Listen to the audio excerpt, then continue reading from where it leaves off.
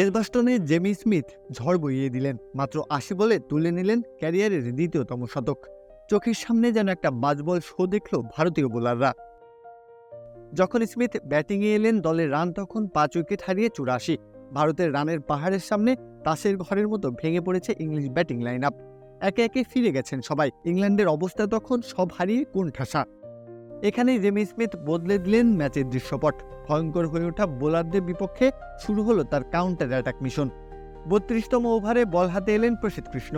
Smith যেন নিজের ভয়ঙ্কর রূপটা দেখালেন। ওই ওভারটাতে পরপর হাঁকালেন ৪-৬-৪-৪-৪। এক ওভারে সব মিলিয়ে এলো ২৩ রান। কোনো কিছুর পরোয়া করলেন না তিনি, একেবারে ভয়ডরহীন ক্রিকেটটা খেললেন শুধু।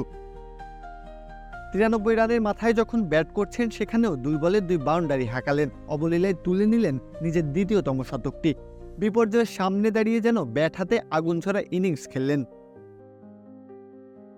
বয়সটা ২৪, তবে ইতিমধ্যে স্মিথ যেন ইংল্যান্ডের ভরসার নাম হয়ে দাঁড়িয়েছেন। তার ব্যাটিংটা আধুনিক ক্রিকেটের একটা কমপ্লিট প্যাকেজ।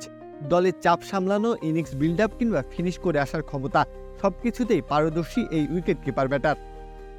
এটা কেবল স্মিথের প্রতিভা নয়, একটা দাপটের সূচনা। সময় যখন ব্রুক, গিল, স্টাফ কিংবা জয়সওয়ালের কথা বলছে, তার আড়ালেও আরও একটি নাম জানান দিচ্ছে, আমার জন্যও একটা জায়গা রেখো। প্রত্যাহ কাব্য, খেলা ৭১।